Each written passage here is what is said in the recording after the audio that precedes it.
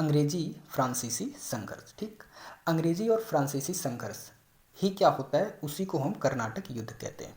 ठीक, 3 युद्ध हुए थे मित्रों, प्रथम कर्नाटक युद्ध, द्वितीय कर्नाटक युद्ध और तृतीय कर्नाटक युद्ध। तो अंग्रेज और फ्रांस के बीच में जो युद्ध हुआ था उसी को हम क्या कहते हैं, कर्नाटक युद्ध। तो आइए प्रथम कर्नाटक युद्ध की बात करते हैं।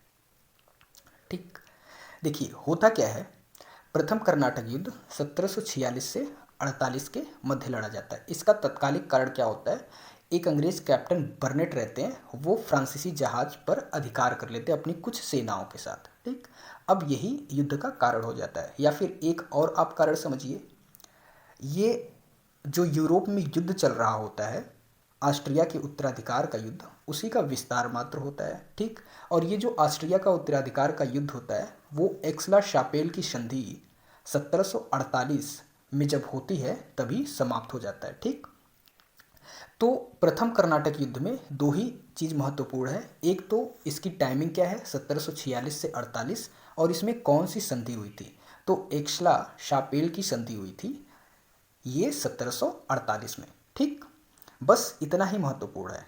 अब हम आइए बात करते हैं द्वितीय कर्नाटक युद्ध की।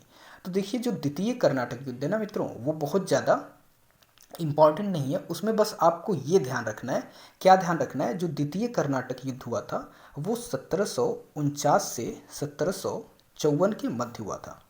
ठीक है, और ये जो 1749 से 54 के मध्य जो द्वितीय कर्नाटक युद्ध हुआ था, इसमें महत्वपूर्ण घटना बस एक ही घटी हुई थी, अंबार की लड़ाई हुई थी। और अंबार की लड़ाई कब हुई थी मित्रों, 1749 में हुई थी।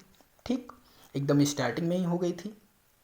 फिर क्या था, इसमें डुप्ले की वापसी भी हुई थी, जो द्वितीय कर्नाटक युद्ध था। ठीक है, द्वितीय कर्नाटक युद्ध जो था, डुप्ले की वापसी भी हुई थी। और वापसी इसलिए हुई थी क्योंकि फ्रांस के कुछ अधिकारी थे, वो जो डुप्ले की नीति थी भारत पर, उन्होंने उसकी आलोचना करी थी। और जब आलोचना करी तो डुप्ले को फिर से इंग्लैंड बुला लिया गया था। और डुप्ले के जगह पर 1 अगस्त ठीक 1754 को, ठीक, किसको, गोडेहू को नया गवर्नर बनाया गया था। ठीक है मित्रों, तो इतना इंपॉर्टेंट है बस। अब हम बात करते हैं तृतीय किसकी, तृतीय कर्नाटक युद्ध के बारे में। ठीक है, जो तृतीय कर्नाटक युद्ध था उसी समय भाई वांडीवास का युद्ध होता है, अंग्रेज बनाम फ्रांसीसी। समय क्या होता है उसका, 12 जनवरी 1760 ईस्वी। ठीक है, नेतृत्व कौन करता है, नेतृत्व कौन करता है, अंग्रेजी सेना का नेतृत्व आयरकूट करते हैं और फ्रांसीसी सेना का नेतृत्व काउंट डी लाली करते हैं। ये काउंट डी लाली कौन है भाई, ये लाली कौन है, ये फ्रांस के गवर्नर हैं। ठीक है, फ्रांस के गवर्नर है, तो ये इस युद्ध का नेतृत्व कर रहे हैं। तो फ्रांस का गवर्नर भी पूछ सकता है कि तृतीय कर्नाटक युद्ध जब हुआ था तो उस समय फ्रांस का गवर्नर कौन था, तो आप बता दोगे काउंट डी लाली थे। ठीक है, इसका परिणाम क्या हुआ मित्रों, अंग्रेज विजयी हो जाता है, अंग्रेज जीत जाता है। ठीक, अब जब अंग्रेज जीत जाता है तो इंग्लैंड का वर्चस्व स्थापित हो जाता है, और यहीं से जो फ्रांसीसी कंपनी है वो ख़त्म होने लगती है, और अंग्रेज मतलब बहुत ही ज़्यादा बढ़ चढ़ करके सामने आने लगते हैं, आगे आने लगते हैं, उनको एक महाशक्ति के रूप में देखा जाने लगता है। ठीक, तो आइए तृतीय कर्नाटक युद्ध के बारे में हम बात करते हैं। जो तृतीय कर्नाटक युद्ध था ये 1758 से 1763 के मध्य हुआ था।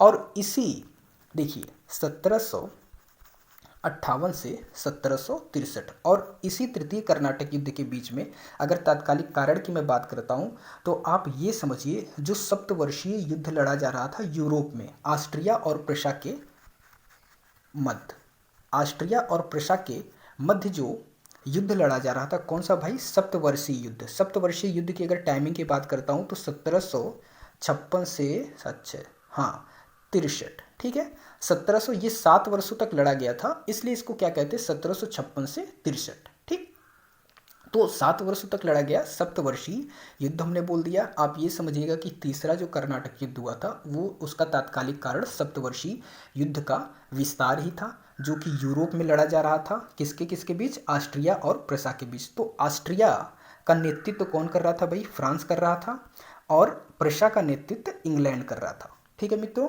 और ये युद्ध समाप्त कब होता है, ये युद्ध समाप्त होता है पेरिस की संधि से। ठीक, पेरिस की संधि, पहले में क्या था भाई, पहले कर्नाटक युद्ध में आक्सलापेल की संधि हुई थी, ठीक 1748 ईस्वी में। और जो तृतीय कर्नाटक युद्ध हुआ इसमें पेरिस की संधि हुई है, ठीक।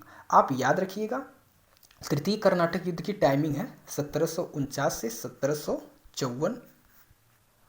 17 नहीं, ये द्वितीय कर्नाटक युद्ध का है 1749 से 54। तृतीय की बात करता हूँ तो 1758 से 1763, ठीक। कैसे याद रखेंगे? 1758 से 1763। और इसी के मध्य एक और युद्ध होता है सप्तवर्षीय युद्ध, आप ये समझिए उसकी टाइमिंग है 1756 से 63, ठीक। आई होप इतनी चीज़ें आपके समझ में आई होंगी। तो हमने क्या देखा, ये जो पूरा पोर्शन है मित्रों, ये जो पूरा पोर्शन है, ठीक, और इसमें सप्तवर्षीय युद्ध को भी ऐड कर लेते तो ये तृतीय कर्नाटक युद्ध के अंतर्गत आ जाएगा। और अगर हम इसकी बात करते हैं, ये क्या है आपका, ये पूरा ये प्रथम कर्नाटक युद्ध के बीच आ जाएगा, ठीक। तो आई होप इतनी चीज़ें समझ में आई होंगी।